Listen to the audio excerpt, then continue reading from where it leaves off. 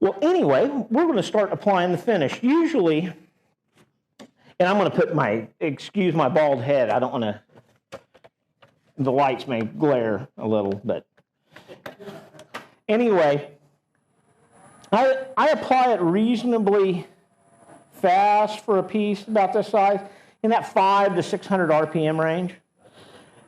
If you wear glasses, you want a shield because you will end up with glue on your glasses.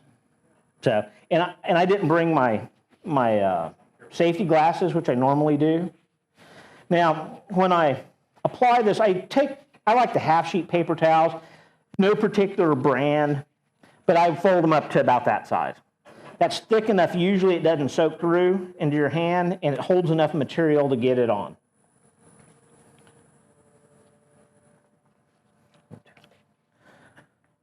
I also buy bottles. They're real cheap. Okay, so we're going to start with the first coat here, and I put it on where it's fairly wet, like that, and I always shut it off. The reason why I shut it off is because it goes on wet, and the centrifugal force is slinging that material out. So that'll increase the amount of ridges you get. So I've got a robust at the house, and I have a foot stop switch. So I just use my foot. So it's just as easy, though, to do with your hand.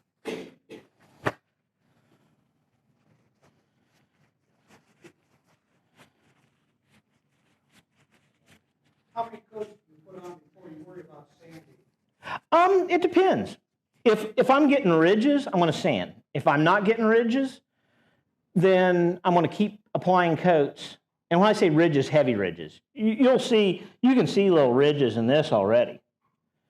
But it's dry, and you can tell there's some ridges down here. Those are easy to get rid of. When I start sanding this piece, you'll be able to see how the ridges show up, and you'll see exactly the reason why I sand certain ways. Let me see. That's better.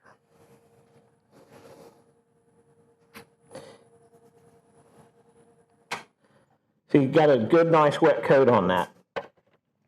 Now, I'm going to let it kind of tack up between coats. The reason why I use thin, if you try to use thick, and we were talking about the centrifugal with the spinning piece, it slings that into bigger ridges. By applying a lot of thin coats, you're in way better shape when you do that. And I usually do 3 to 4 coats before I go back with the accelerator to harden the underlying coats. By hardening those underlying coats, you get less shrinkage. All finishes shrink. Best way to, if you use any drying oils, tung oil, linseed oil, any of those, you'll see those finishes. Say you had a sanded surface and you got them finished, they look nice and smooth, and then you come back 6 months after they've dried, you'll start to see textures because that finish has shrunk into the wood. And CA shrinks not nearly as bad as those other finishes. Lacquers shrink notoriously. And I try to avoid lacquers. They're really fragile, and they're hard to repair if you have to. If I fracture this, and say you could see a fracture, I can take a little fine applicator tip, and it'll wick underneath, and it'll be completely clear. I resand and repolish it. Fix numerous pieces. I had a tea kettle that I did that the way it was just a bad idea all the way around the way I did the lid. It looked good, but it was really fragile. And I had it in a couple of galleries, and I fixed it 3 or 4 times because it was constantly getting chipped or fractured. It's good when I sold it because I don't have to worry about that anymore.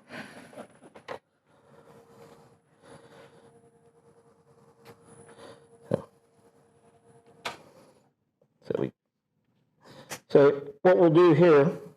That wasn't dry yet. Yeah. It was all dry? Yeah, it was dry. Okay. Yeah, it'll dry pretty quick. What I'll do is I'll just take my glove, and if it doesn't, I don't just glob my hand on it. I'll just feel if it feels tacky. And this is fine. So now what I'm going to do is I'll take this, and I just spritz it lightly. I don't want it wet. and feel it on my skin. It almost feels, it's not even quite damp, it's just cool to the touch. And then I'm going to apply that. That edge was a little bit. When you apply your accelerant, does it go down different layers, or does it do the last layer only? No, it'll soak into the material, and it helps cure it.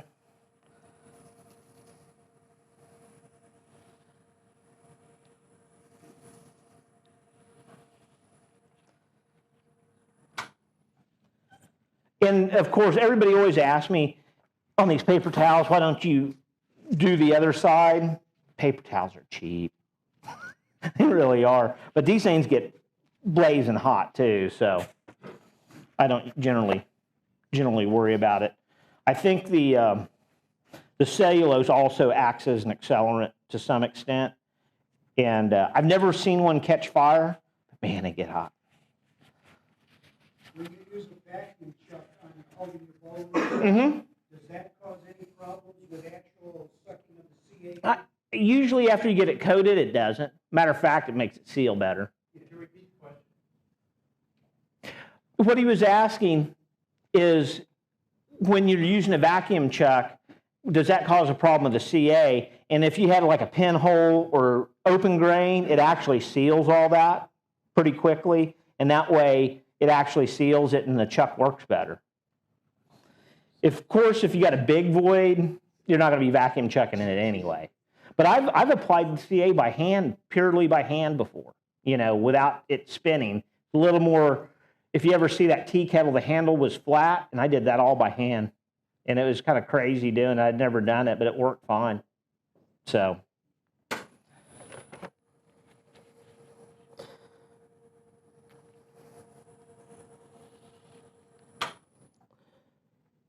How much pressure are you putting? I'm putting more pressure than you would think. It's not heavy, but I am applying pressure, and I'm squeezing the glue out as I go. It's not pushing, but it has got a little bit of pressure to it. But you can see that's going on pretty smooth. I got a little ridge at the top, but that's okay. Matter of fact, having a ridge at that top, that'll actually work to that sharp edge if it's thicker, and when I sand it, it'll give you a nice buffer to keep that edge nice. And same thing like on these flats, like where your bowl would be resting or your vessel would be resting. I use a nice flat, hard surface to sand that so it's nice and flat. That way it doesn't wobble. The other thing that I also do is when I sign a piece, I'll put several coats on, and when I'm finishing the bottom, I'll put coats and I'll sign, and then I'll coat over the signature. And it gives you a really nice signature that isn't ever coming off. And I try to use something archival as far as that goes for a signature.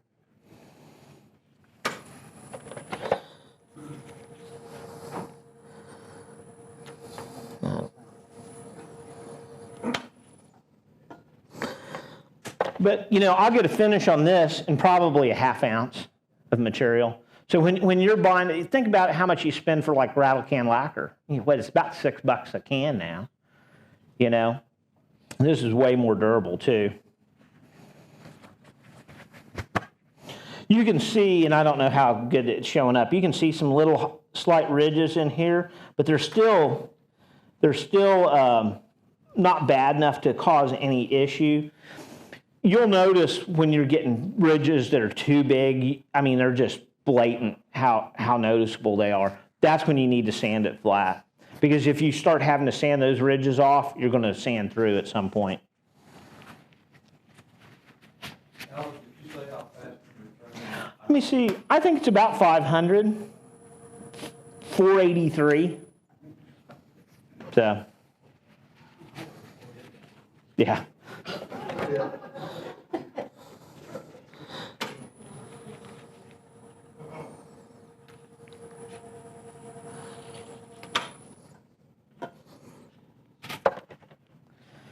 And we're going to let that set for a second, and then I'll cure it. When I get sanding, I'll show you what I do with the Accelerator. It's kind of nice because the acetone is a solvent. I'll use a little wetter pad, and it'll help actually melt any sand scratches out. when I use it. Also helps cure that as you sand the finish back, it cures that surface again. You said typically you put 15 coats, and you get 5 coats in an accelerator, 5 coats in an accelerator? 3 to 4 coats in then accelerator. Yes, sir. You use pure acetone? No, I'm using the accelerator that has acetone. I use pure accelerator when I'm trying to, or acetone when I'm trying to get it off my fingers, though. The gloves help with that. Yes, sir. Side question while it's curing, what is the blue on your mother's piece? That's acrylic resin.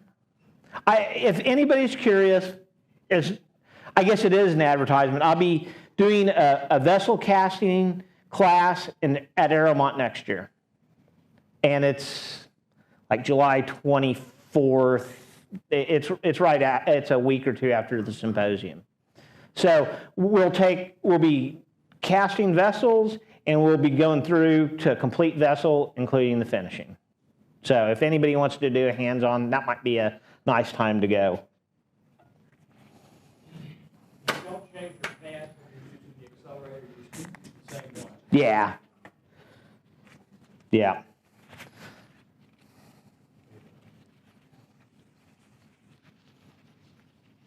Is there a reason why you don't turn it on, the blade on when you're putting the accelerator on?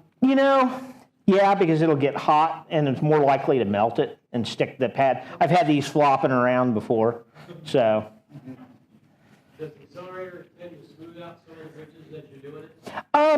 No, it won't usually because there's not enough of it there to really to melt. If you've got that much accelerator on there, you're going to stick it to the piece. But if I've actually stuck pads to it, and there's no need. All you're trying to do is get some of that amine on there where it flashes off.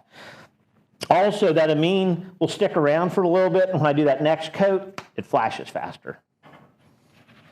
But it's not going to crack the finish. That's where people get into trouble with pens, is they try to take it too fast or use thick, and they're trying to put it on, float it on, and all that kind of stuff. If you just do it in thin coats, so much easier. Don't mix anything with it. People have done linseed oil and stuff. That just messes with the chemistry, and it will cause problems in the long run.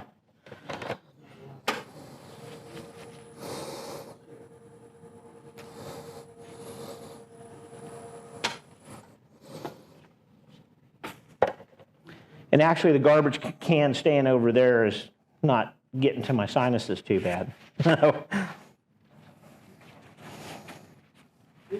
Now, I have an air-conditioned shop.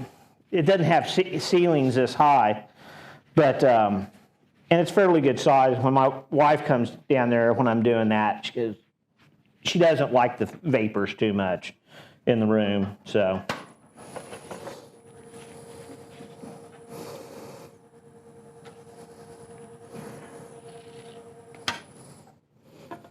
How much CA are you putting on the pad? I'm wetting.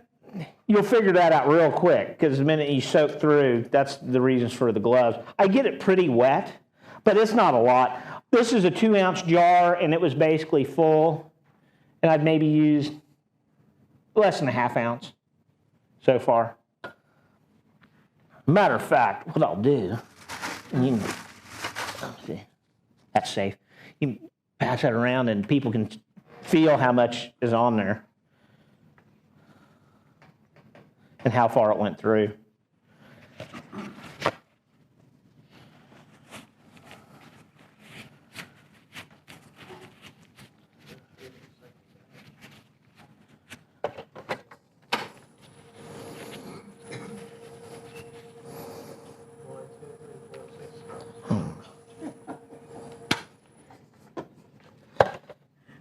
And by the way, I don't hear very well either, so. I don't smell any fumes at all. Now I realize I'm back here and when I do this stuff at home, it's really nasty and terrible. Yes. Are you getting that up there? If I stick my head over that garbage can. Yeah. We can't smell it. Yeah, it's not so bad. This has got a really high ceiling, so that's what's helping, and you've got air circulating in here.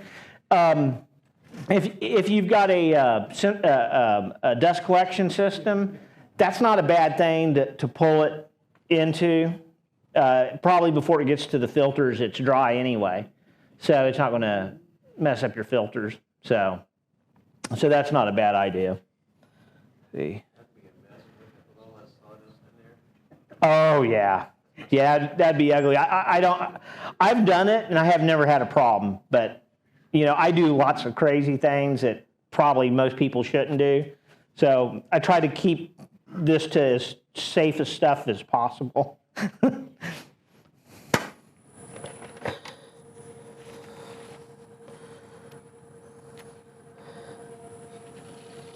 And you can see this had a really nice defined edge when I started, and it's not very well defined now. It's pretty rounded. That's just the buildup of the CA on there. But we'll sand that back to its sharp edge, hopefully. Now, I'm starting to get some little, almost like when you shake a wine glass legs, it's kind of the same deal. I'm starting to get that there. What I'll probably do here in a second is I'm going to go ahead and do a little sanding, and then we'll put a few more coats on, and then we'll finish sand and polish it. Now, when you start sanding, you'll get some fumes off of the CA. You'll notice that because it's not fully cured yet. Yes, sir?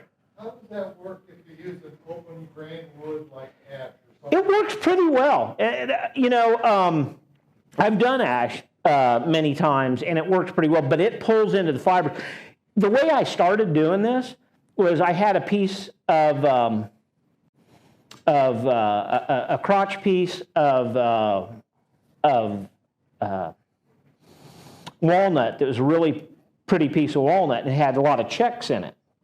So I filled the checks, and I knew that it was going to stain the wood, and I said, well, I'll just stain the whole thing with CA. And that's how I started doing the finish. And walnut is a pretty open grain, not quite as open as ash, but it's pretty open grain. And it will pull in, but it'll seal, and then you just keep applying. So you'd have to apply more, perhaps? Possibly, yeah. Yeah, that's the reason why, even on this, on the end grain, that was one of the things that I wanted to see if it pulled into this cherry. I haven't done a lot of cherry. I just had this piece laying around, and I didn't know how it would react, so I put a couple of coats, and it just filled real quick.